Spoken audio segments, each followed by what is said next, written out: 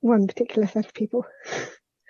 You draw such a brilliant parallel between both disabled people and I was thinking about women who get pregnant while they're working. Exactly. Women are viewed as a liability. Disabled people are viewed as a liability because they think they're just a drain on the resources of something that you're doing them a favour, rather than viewing it as what you're bringing attention to is that they are a source of brilliance. The same sort of brilliance that they think comes from cisgender, straight, white, able-bodied men. Any disabled people, pregnant women, that brilliance is what you want. So you should be wanting to welcome them in.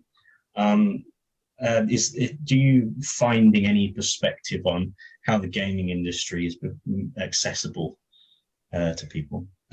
Carolyn, I should have said your name at the start so you could think about what.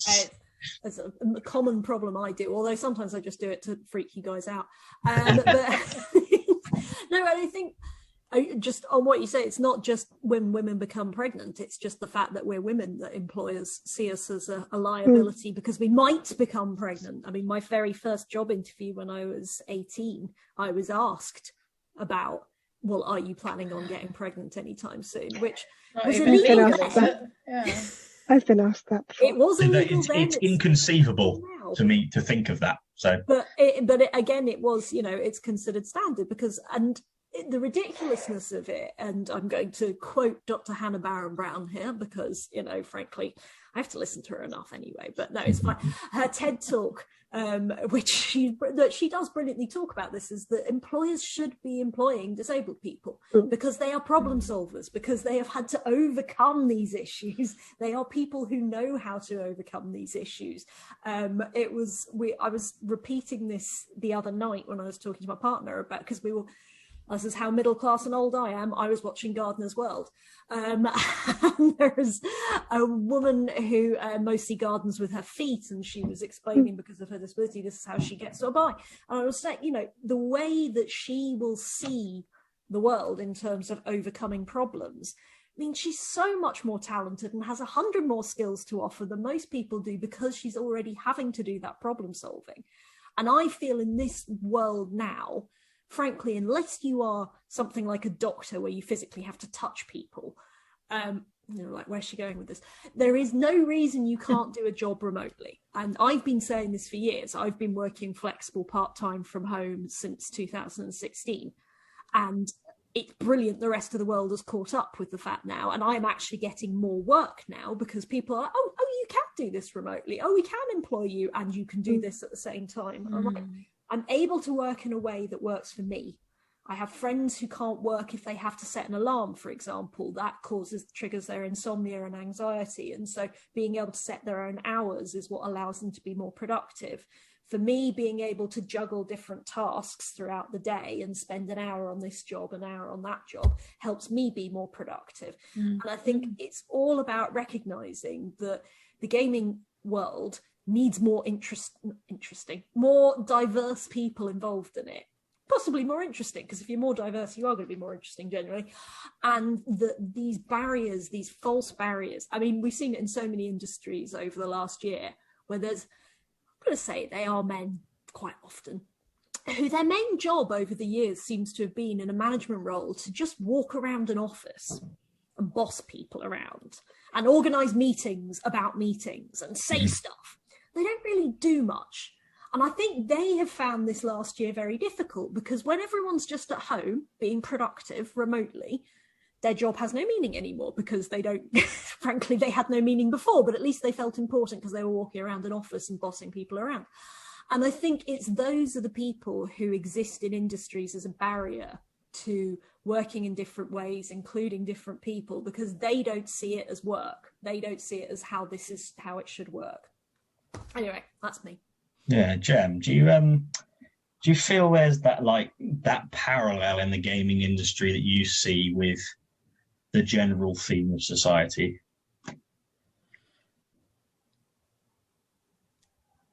I think that yes. I mean, I think there's always a parallels between the gaming industry and society, and I think Alex really hit the nail on the head at the start of the session when she was talking about social model. Sorry, social I model. Yeah, which I have heard about, and it's one of those things that kind of comes into my brain and then disappears again. But it's so important, actually. This idea that you know there are practical issues to disabilities, and you know, like my husband's hearing loss, that has a practical issue, or my need for glasses, you know, that these are practical issues, but society is then adding another layer on, exactly, causing all of these problems for, you know, it's just compounding the problems that are already there. And you know, we've all talked about how important diversity is in everything, because it just makes everything more encompassing and more fun. And I think that as a society, we should be embracing these issues rather than seeing them as just problems to be surmounted. You know, that the norm, as we talked about earlier, is something that we're all trying to get to, and everything is just something to be fixed. You know, sometimes things aren't to be fixed. I had a very long conversation with my husband about this the other day, actually, about, you know, that we're always talking about, you know, like things like, say, autism, you know, that's something that is a problem, is a thing to be fixed, a thing to be managed. But actually, it's just a personality trait, really. A different way of looking at things. Yeah, it has a whole heap of issues around it that need to be considered, but you know, we don't need to think of it as an illness that needs to be solved, or a problem that needs to be solved. And I've done quite a lot of writing for a occupational health company, and a lot of that has been about well-being, and a lot about you know, like how to make workplaces more inclusive, friendly, really. Yeah.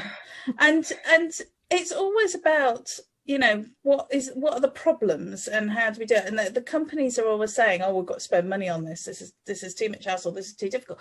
And yet all of the evidence says that, you know, that happy, healthy, engaged employees are more productive. They will earn you more money. They will be off sick less. They will be more engaged. They will be more involved. And I think this is the thing. It's yes, you may have to facilitate, you may have to add in extra programming to facilitate computer games, but then you're going to sell a load more games to a whole bunch of people who before were excluded. So I do think we need to change our attitude, really, on the whole inclusion and exclusion. I don't know if that answered your question. I'm just going to jump on the end of that point. Also, once you've done the initial legwork to get support in place and equipment in place, that's going to be there then for the next person that comes into the role. And also, just to add about access to work, a lot of it is down to a lack of awareness. I've got a stat here about senior business leaders having concerns about recruiting a disabled person to a senior role. Only 11% said they would not have any concerns, and the main reason given was that they were apprehensive about recruiting disabled people because they felt that making necessary adjustments to the working environment would cost a lot of money. This was despite the average cost of reasonable adjustments being just £75, according to research, and that was from The Independent in 2019. It's all that bullshit of saying there's, what could we possibly do? No, it's just going to cost too much money, it's too much hassle, we're not going to bother. But actually, if you put the work in and build up your awareness of what support is available and what adaptations there are by speaking to people with lived experience who know about these things, then you'll have that in place and it will benefit a whole bunch of people.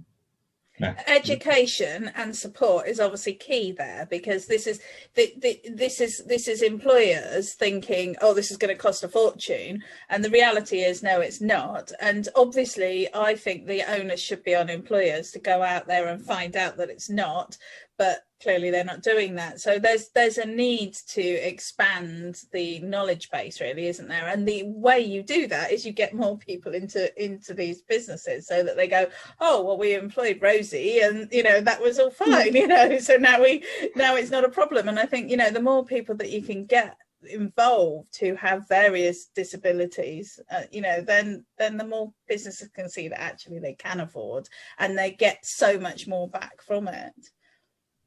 Yeah, the idea that disabled